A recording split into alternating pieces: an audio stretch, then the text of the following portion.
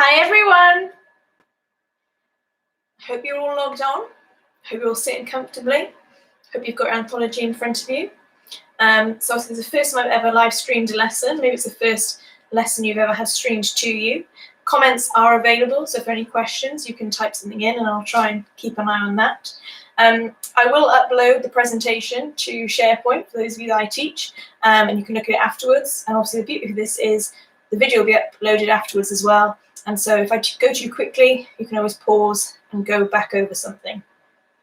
So we're going to be looking at the poem An Easy Passage today, which is in your anthology, hoping that you've read it in advance, because I'm not going to stand here and read it to you. I'm just going to kind of go through the poem, go through my interpretation of the poem. But remember, it is just my interpretation. There are lots of other interpretations. Again, I'll put some resources on SharePoint after the lesson, and you can also do your own wider reading, as well as just thinking for yourself, what do you think this poem is about to you? Okay, so first and foremost, you can read this poem in two ways. So one is that it's quite simply a girl who is trying to gain entry, we presume, into her own house. It mentions later on in the poem that she has been entrusted with a key, so she's arrived home, she's locked out, and she's trying to get into the house. So that's a kind of superficial surface reading of the poem. Secondly, metaphorically, you could read this as a poem about transitioning from childhood to adulthood. And so when the girl is outside, that's kind of childhood. When she goes through the window, that sort of difficult entry point, that's meant to be kind of adolescence or puberty. And then when she's safely inside the house, the other end, that's her adulthood. Okay, so you've got these two different readings of the poem. And that we can see in the title. We've got a play on the words with the word passage, an easy passage. So first of all, that could refer to her gaining entry through the window, the passage of which she is going through. But also, I'm sure lots of you heard of the phrase a rites of passage, sort of things that we do throughout our lifetimes, sort of key marker points, like a rite of passage might be getting married, for example. So it could also be playing on the word passage in that respect. And so the rite of passage here is kind of going through puberty, going through adolescence, having your teenage years. That's the rite of passage that you need to go through in order to become an adult. So we've got those different meanings of the title. Then the first few lines, it starts, once she is halfway up there, crouched in her bikini on the porch roof of her family's house, trembling, she knows that the one thing she must not do is to think of the narrow windowsill, the sharp drop of the stairwell. So we've got a third-person narration in this poem. Someone is commenting on this girl gaining entry into the house, if we think about that superficial meaning or the metaphoric meaning of her transitioning from a child to an adult.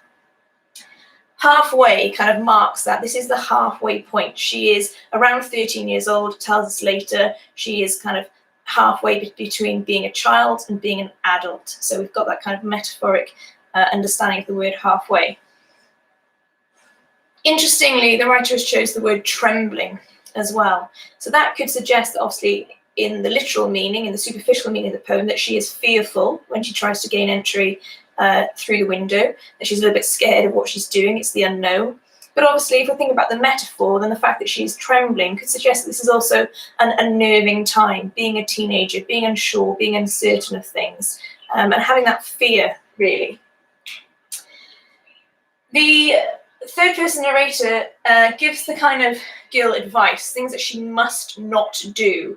So the imperative verb phrase must not. She must not think of the narrow windowsill or the sharp drop. So interestingly, we've got the word adjective narrow, suggesting, and again, it could, some people have read it in this way, suggest that moving to adulthood could be quite restraining, quite narrow, quite limiting.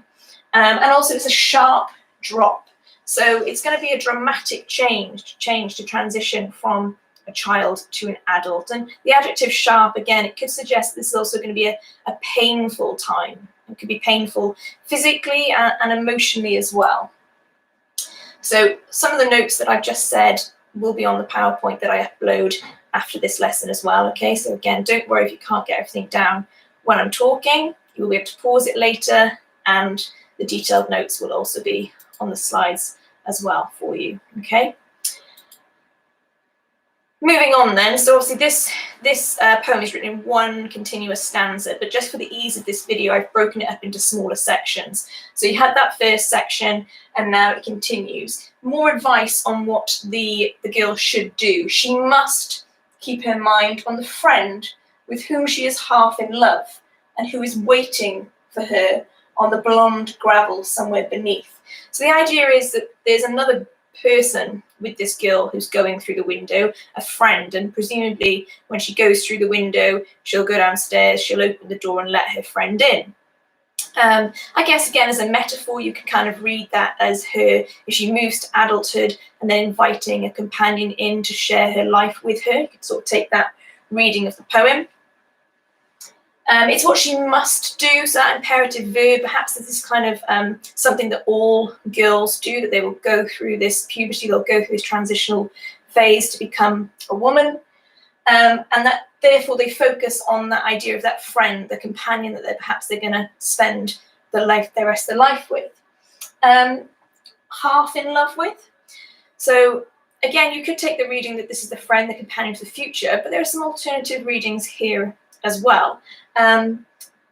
It could be that instead of reading it as this other friend being a completely different person, that actually when the girl goes inside the house and becomes a woman, the person that she then brings inside the home is herself, is the adult version of herself.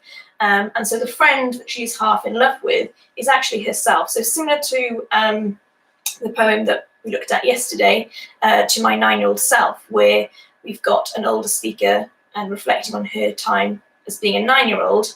Here we've got the idea of the girl perhaps thinking about her future self. Maybe the friend that she is half in love with is the woman that she wants to be in the future. So a bit complex, but different interpretations. Again, it's up to you to decide what you think, whether it's just that this is just a friend, a companion of the future, or whether you like to explore that interpretation of it being herself when she's older, the woman she wants to be. Or even if you want to push it even further, perhaps this is her future child, because this is about a girl going into womanhood and perhaps then bearing children later on. And maybe that's why we've got the idea of waiting, to suggest that there's a long passing of time here before this teenage girl becomes a woman and becomes a mother. And that's why also perhaps we've got this vague language which suggests distance somewhere beneath. Given the sense of distance, this is a sense of time passing. These are things for the future, possibly. We've also got the word blonde, which has connotations of light and hope. So, lots of people read this poem as a very positive poem, very optimistic poem about transitioning from childhood to adulthood. And so that's why it's blonde gravel, because of the future, I guess, like kind of the yellow brick road and like golden path. The idea that this should be a journey that people take and they embrace and they enjoy, not that they're fearful of. So lots of different interpretations there. Again, it'll be uploaded later with those different interpretations to consider, as well as your own. I'd be interested to hear your own as well. Feel free to type some of your own interpretations now when we're live streaming, or you can message me later. Okay, then the narration continues with the third person narrator kind of advising the girl on what she should keep her mind on. So now it instructs the girl, or advises the girl, to keep her mind on the fact of the open window. Now, it's interesting that we've got the open window, and perhaps the use of the word open should be kind of symbolic of this being a future opportunity. But it's also interesting that the girl is going inside and not outside. So perhaps there's a more damning reading this poem, that when she transitions to becoming a woman, that her opportunities perhaps will become more limited and should be confined to the home. But generally speaking, people interpret this as a very positive feminist poem. So it's up to you to decide whether it is tinged with that limit or constraint, or whether we are just meant to see this open window, and that word open focusing on the fact that this is a time to embrace and to enjoy, and that the future will be full of opportunity and freedom for this girl because the window is open. In order to gain entry into the building, the window that they're going through is quite flimsy. So the writer shows the word flimsy here, to suggest perhaps that it's an easy passage. And people have talked about the irony of the title of the poem, and I suppose this description here, an easy passage. Is it easy to transition from a child to an adult? Well, some would argue in some ways, yes, it's a natural process.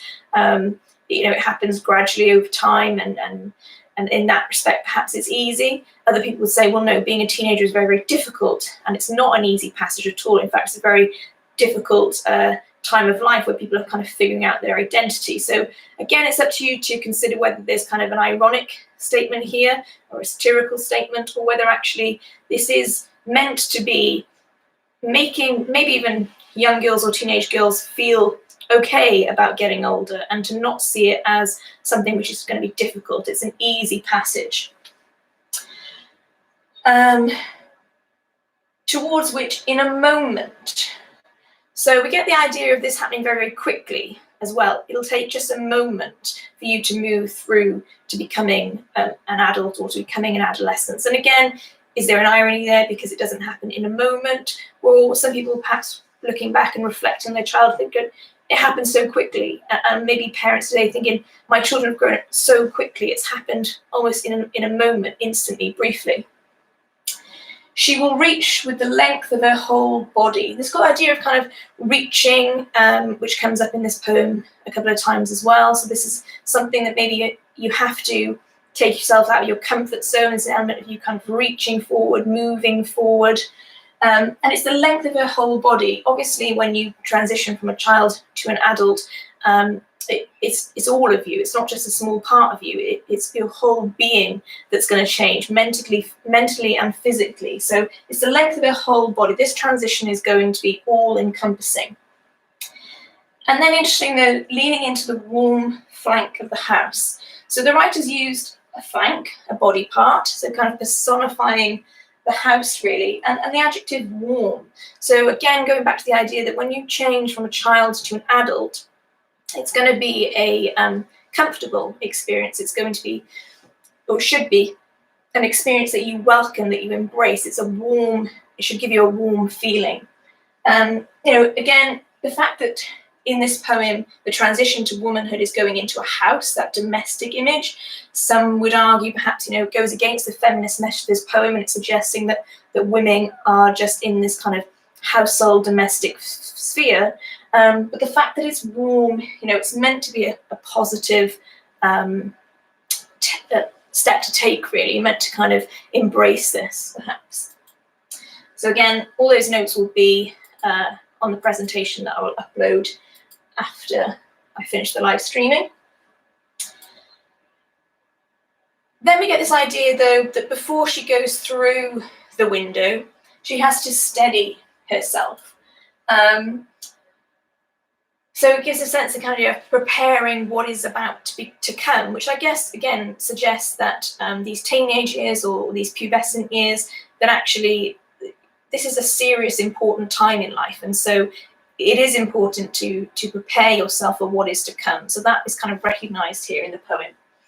The girl is crouching at this point, and perhaps just physically reminding us that this is a child. This is somebody small who's about to take a big leap of faith and become a woman, become an adult as she moves through her teenage years. Where she's standing, and it says at the start, kind of on the porch, so she's climbed up so far and she's standing on a bit of a porch to go into a window, and the feeling of that beneath her feet is hot. Maybe the asphalt is hot because it suggests that the girl needs to take this leap. She needs to take this transition. She can't stay where she is as a child. This has to happen. And that, again, it's described as being a square of petrified beach where she's standing. And perhaps the choice of the word petrified there, the personification of what she's standing on, is meant to reflect how she feels, that perhaps there is a moment of kind of feeling scared, feeling unnerved or daunted by what's ahead of her. We've got an end stop, and then we've got this mention of her tiny breasts, which is just meant to be drawing our attention, I suppose, to the fact that she is still just a young girl at this moment in time, and it's kind of an innocent image about her before her body is perhaps going to change as she grows older and she develops.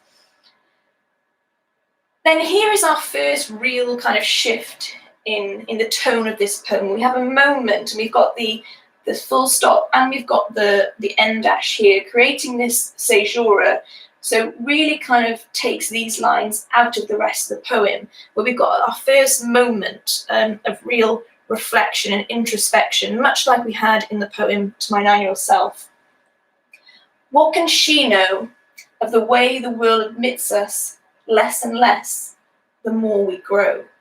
So we get this one moment in time where the narrator seems to stop and pause and just reflect on this moment. And we get a hint perhaps of things not being as wonderful and optimistic as perhaps earlier imagery in the poem is suggested, because now the narrator seems to admit that as women grow, the world puts limits on them. So there is a sense perhaps of women in society being restricted, not being as equal to others, perhaps. Okay. But then straight after that, we get back to the present moment in time. So that moment of reflection is left behind, and we've got for now. So back in that present moment, for now, both girls, so the girl climbing through the window, her friend, the girl below, seem lit, as if from within, their hair and the gold-studded earrings in the first one's ears. So we've got this semantic field of light imagery in this poem. We've got the word lit here, gold, later on we'll see silver and shimmering. So it kind of suggests that when these girls are children, that their childhood is beautiful, is precious, is valuable, is spectacular. And it's contrasted then against perhaps the other language. For now, again, all about the present time, this moment of childhood before they've taken the leap, before they've transitioned into adolescence or adulthood. For now, they're gold, they're lit. And for now, the long grey-eyed street and far away from the mother.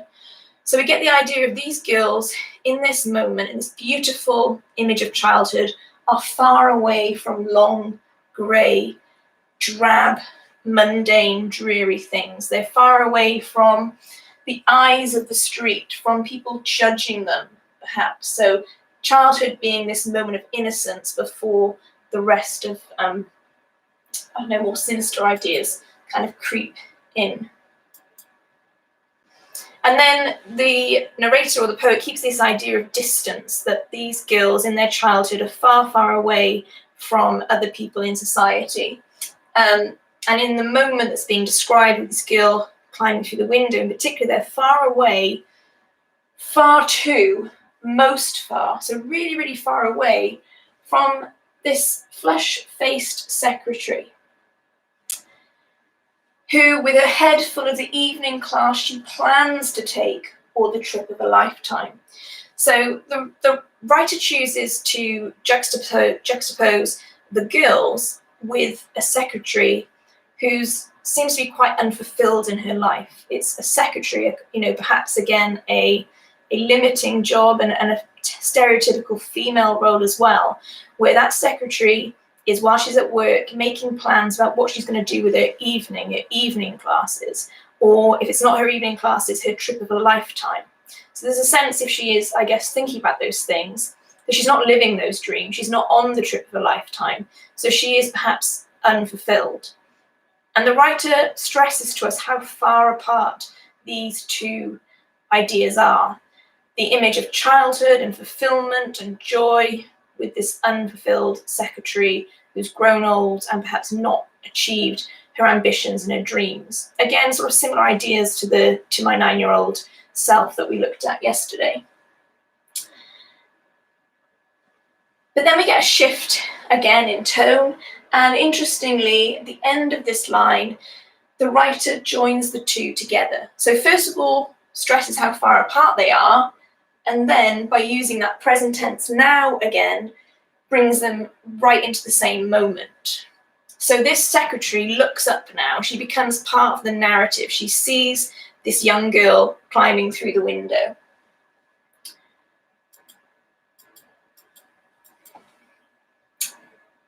And then just towards the end of the poem, so when the secretary looks, I'm interpreting it as it's her who's got one hand flat against her stomach, one shielding her eyes to gaze, and a pale calf. So the secretary is looking at this girl who's about to go through this window. So as I said earlier, we've got the semantic field of light continuing. The girl has a silver anklet on. She's got shimmering painted toenails, and they catch the sunlight briefly. So we get that reinforcement of childhood being a special time, a beautiful time, a spectacular time. But again, it's brief, it's fleeting, it's temporary, it's not going to last forever. So I suppose it tells about the fragility of childhood as well. And then it uses a simile. So this jewellery and this nail varnish, it compares to being the flash of armaments. So it's as if this young person is armoured, is prepared for the world that they are about to embark on. So we get this first idea of maybe life ahead being a struggle or being difficulties to face. But this girl is prepared for those things. She's got her armour before dropping gracefully into the shade of the house. So at the start of the poem, it was a sharp drop. You know, this idea of transitioning from childhood to adulthood was going to be perhaps painful and difficult. But in actual fact, by the end of the poem, the girl drops gracefully. So the idea that she's going to grow old, perhaps gracefully, that she transitions gracefully, it's not a struggle. It is an easy passage. And again, so maybe it goes back to the idea of the poet wanting to say that, you know, the teenage years are not going to be as awful as you think. Growing old is not going to be as terrible as you might expect. And in fact, you can do it quite smoothly and fluidly, perhaps. And the shade of the house, I mean, she's gone into the cool from maybe a hot outside. There's a sense of this being a relief, perhaps. But equally, you know, you could interpret shade, darkness, that perhaps it is, it's dimmer than the light of childhood, that there's something perhaps less joyful, less full of energy and vitality by using the word shade. We get this image of stretching, again, having to take this leap, perhaps. But also I think interesting, the secretary is gazing at the girl as she looks at her going through. So perhaps she's looking at this with wonder, with awe. And is that looking at the child in wonder and awe, or is it being amazed by actually how we transition from childhood to adulthood? Is that a awe-inspiring experience? But then also contrasting with the gaze, we've got the word shielding, as if perhaps on one hand childhood is something to gaze at, to admire, to be in awe of, but it's also something that needs protecting, perhaps. So you've got maybe those words that you could draw attention to. And I don't know, finally, the fact that the secretary, in my interpretation, is putting her hand against her flat stomach. Is it a flat stomach because she's not had children yet and she's thinking about perhaps children in the future? Is it just that protective maternal gesture that the poet is wanting us to think about? I don't know, there's so many interpretations. You know, you can go away and have a little think about that yourselves and come back to me with your thoughts. But that essentially is kind of the poem from start to finish.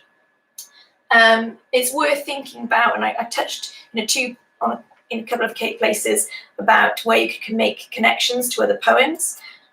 Just remember that in terms of an exam-style question, this is the sort of thing you'd be expected or be asked about. So compare the ways in which poets explore ideas of childhood in this poem and another one. So at the moment, the most obvious one to make reference to is the To My 9-Year-Old Self that we discussed yesterday, but there are others too. So the next one that we're going to look at in your anthology is The Furthest Distance I've Ever Travelled.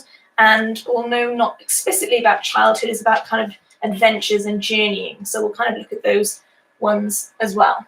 So that's the poem from start to end. I didn't get any questions. I didn't get any comments. That could be because nobody's watching. If that is the case, I hope you're going to tune in and watch the video later and get back to me if you have any questions or need to know anything further. Okay, thanks for watching. Bye.